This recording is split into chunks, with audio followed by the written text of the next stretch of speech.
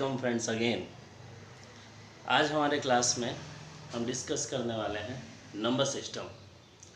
पिछले क्लास में मैंने कुछ ओवरव्यू दिया था जिसमें आपको पता चला कि कोई भी नंबर को दो पार्ट में डिवाइड किया गया है, एक रियल नंबर और एक कॉम्प्लेक्स नंबर।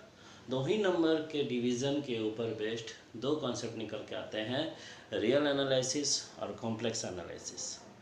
अब वो रियल नंबर और कॉम्प्लेक्स नंबर को जब तक हम पूरी तरह से नहीं समझ पाएंगे कि वो है क्या, it's not possible to analyse all those numbers. उसके लिए हम सबसे पहले शुरू करते हैं नंबर सिस्टम। तो कोई भी नंबर सिस्टम को हम दो पार्ट में डिवाइड करते हैं। किसी भी नंबर को अगर लिखना हो तो पहला होगा रियल नंबर और दूसरा होगा कॉम्प्लेक्स नंबर। रियल नंबर और कॉम्प्लेक्स नंबर। रियल नंबर किसे कहते हैं? रियल नंबर उस नंबर को कहते हैं जिसे आप एक्स एक्सिस के ऊपर ड्रॉ कर सकते हैं। फॉर एग्जांपल ये हमारा ग्राफ है। इस ग्राफ में हमारे पास जो भी नंबर एक्स एक्सिस के ऊपर आप ड्रॉ कर सकते हैं, एक्स एक्सिस के ऊपर ड्रॉ कर सकते हैं तो उसे कहेंगे हम रियल नंबर। और अगर एक्स और वाई एक्सिस दोनों का ज़रूरत पड़े तो उसे कहेंगे हम कॉम्प्लेक्स नंबर। इतने बड़े बड़े नंबर को इस तरह से लिखना it's not that much easy. इसके लिए हम सेट का यूज़ करते हैं। सेट क्या है? द बेसिक रिप्रेजेंटेशन जो उस नंबर को डिनोट करे। This is the distinct representation where those number should be meaningful. अब R, capital R, real number को हम कैपिटल आर से डिनोट कर सकते हैं। जैसे 1, 2, -1, 1/2, √2, ये सारे नंबर्स क्या है? रियल नंबर्स है। और कॉम्प्लेक्स नंबर्स में एक्स और वाई एक्सिस दोनों का ज़रूरत होगा। एक्स और वाई एक्सिस दोनों का ज़रूरत होगा। उस समय हम क्या करेंगे? Number can be drawn both on X and Y axis. अगर एक्स और वाई एक्सिस दोनों का ही ज़रूरत पड़े तो उसे हम कहेंगे कॉम्प्लेक्स नंबर। तो बेसिकली वो सारे नंबर जो स्क्वायर रूट के अंदर -1 है, स्क्वायर रूट के अंदर -1 है या -2 नेगेटिव, स्क्वायर रूट के अंदर नेगेटिव आ गया तो वो सारे कॉम्प्लेक्स नंबर्स हैं। और इसको डिनोट करने के लिए मुझे एक्स और वाई एक्सिस दोनों की ज़रूरत पड़ेगा। यहाँ क्लियर होता है हमारा रियल नंबर और कॉम्प्लेक्स नंबर। अब रियल नंबर दो पार्ट के होंगे, एक रैशनल नंबर और इरेशनल नंबर। रैशनल नंबर किसे कहेंगे? रैशनल नंबर कहेंगे p/q फॉर्म। किस नंबर को अगर आप p/q फॉर्म में रख सकते हैं जिसमें q जो है नीचे वाला पार्ट डिनोमिनेटर का वैल्यू आप ज़ीरो ना लें। अगर आप ज़ीरो ले लेंगे तो वो अनडिफाइंड हो जाएगा। वो क्या हो जाएगा? अगर आप ज़ीरो ले लेंगे तो वो अनडिफाइंड, अगर ज़ीरो ले लेंगे तो वो अनडिफाइंड हो जाएगा, इरेशनल नहीं होगा। याद रखिएगा, बहुत बच्चे गलती करते हैं, अनडिफाइंड हो जाएगा।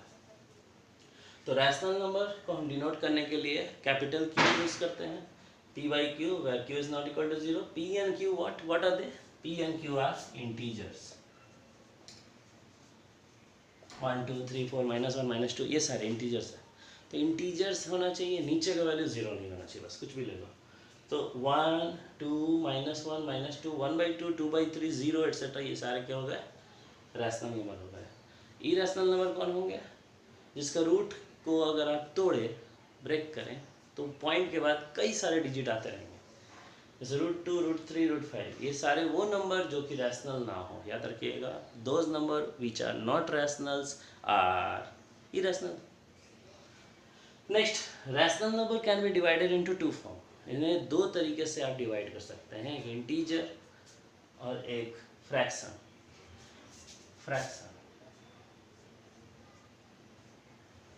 तो इंटीजर्स बेसिकली जेड से डिनोट किया जाता है क्योंकि उसका नाम ज़ैलेन से आया है। उतना डीप हम नहीं जाएंगे, वो सारा डिस्क्रिप्शन आपको मिल जाएगा कि ये सारा नाम क्यों पड़ता है। ये आपका होमवर्क रहा, क्यों से बोला जा रहा है, क्यों जेड से बोला जा रहा है, ये आपके लिए होमवर्क रहा।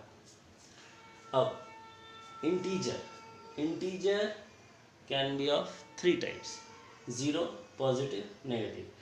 0 integer, positive integer, negative integer. 0 integer आप समझ चुके होंगे, 0 को कहा जाता है। 0 ना तो पॉजिटिव होगा ना तो नेगेटिव होगा। अगर मैं नॉन नेगेटिव बोलता हूँ, non negative is 0 with positive. अब 0 विथ पॉजिटिव अगर मैं नंबर लेता हूँ तो उसे कहते हैं होल नंबर, और सिर्फ पॉजिटिव इंटीजर लेता हूँ तो उसे कहते हैं नेचुरल नंबर। अब जेड प्लस जो मैंने डिनोट किया यानी वो सारे पॉजिटिव इंटीजर्स है, जेड माइनस नेगेटिव इंटीजर्स है। सो एग्जांपल्स है 1 2 3 4 5, और इधर -1 -2 -3 -4। जब ये इंटीजर्स मैंने डिस्कस कर लिया, उसी प्रकार फ्रैक्शन भी 3 पार्ट के होते हैं। सिंपल फ्रैक्शन जिसे हम प्रॉपर फ्रैक्शन भी कहते हैं, प्रॉपर फ्रैक्शन, इम्प्रॉपर फ्रैक्शन या फिर मिक्स्ड फ्रैक्शन। इम्प्रॉपर फ्रैक्शन यानी मिक्स्ड फ्रैक्शन, और डेसिमल फ्रैक्शन। प्रॉपर वो फ्रैक्शन जिसमें न्यूमरेटर और डिनोमिनेटर, न्यूमरेटर का वैल्यू हमेशा छोटा हो। न्यूमरेटर अगर छोटा हो डिनोमिनेटर से तो सिंपल उल्टा कर दें, डिनोमिनेटर अगर बड़ा हो जाए, डिनोमिनेटर यानी नीचे का वैल्यू अगर बड़ा हो जाए तो वो होगा प्रॉपर। अगर छोटा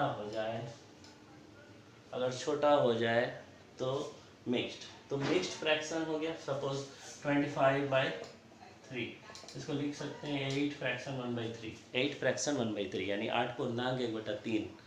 ये सारे नंबर्स हो गए मिक्स्ड, मिक्स कर दिया गया, एक इंटीजर को और एक फ्रैक्शन को मिला के बनाया गया, इसलिए इसे कहते हैं मिक्स्ड। सिंपल में हमने क्या किया 1/2, नीचे का वैल्यू हमेशा बड़ा होना चाहिए।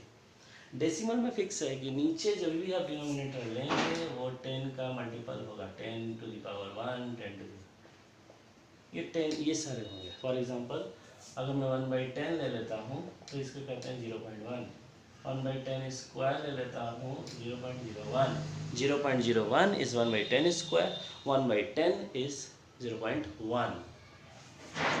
ये पार्ट हो गए हमारे फ्रैक्शंस के। अब इन्हीं में से निकल के आया है ये 4 टाइप के फंडामेंटल नंबर्स। इवन नंबर वो है जिसका फैक्टर 2 हो, हैविंग 2 एज अ फैक्टर, जैसे 2 से डिवाइड हो जाए वो सारे नंबर इवन नंबर कहलाएंगे। 0 2 4 6 8 ये सारे नंबर हमारे इवन नंबर्स होंगे। ऑड नंबर में बस +1 लगा दो, 2z+1, जो भी नंबर मैंने इवन नंबर में लिया उसमें अगर 1 जोड़ दो तो वो ऑड हो जाएगा। नॉट डिवाइडेड बाई 2, और 2 से कभी डिवाइड नहीं हो सकता, जैसे 1 3 5 7 एट्सेट्रा। प्राइम नंबर वो जिसके सिर्फ 2 फैक्टर्स निकल के आए, 1 और वो नंबर खुद 1 and itself, only 2 factors. For example 2 3 5 7 sorry, तो 3, सपोज 3 मैंने लिखा, 3 का 2 ही फैक्टर्स निकल सकता है, 1 और 3, सिर्फ 2 फैक्टर्स यानी प्राइम नंबर, सिर्फ 2 फैक्टर्स यानी प्राइम नंबर। अगर 2 से अधिक है तो कॉम्पोजिट, मोर देन 2 यानी कॉम्पोजिट। सपोज 4, 1 भी है 2 भी है 4 भी है, 3 तरह के फैक्टर, एक 1 2 और 4, यानी कि मोर देन 2 हो गया। मोर देन 2 हो गया तो ये कॉम्पोजिट नंबर हो गया। अगर ऐसा नंबर है जो 2 भी ना हो, 2 से अधिक भी ना हो, सिर्फ एक हो, only one factor, then it is neither composite nor prime, जिसे हम लोग कहेंगे 1 is neither prime nor composite। तो ये सारे हमारे नंबर सिस्टम हुए। जब तक हमें नंबर सिस्टम के बारे में अच्छी तरीके से नहीं पता चलेगा, हम कोई भी नंबर्स को एनालिसिस करना हमारे लिए बहुत ही ज़्यादा डिफ़िकल्ट हो जाता है। तो सबसे पहले अगर मैथमेटिक्स का बेसिक कॉन्सेप्ट है तो यही है नंबर सिस्टम। इसी पे बेस्ड मैं अगला टॉपिक बोलने जा रहा हूँ।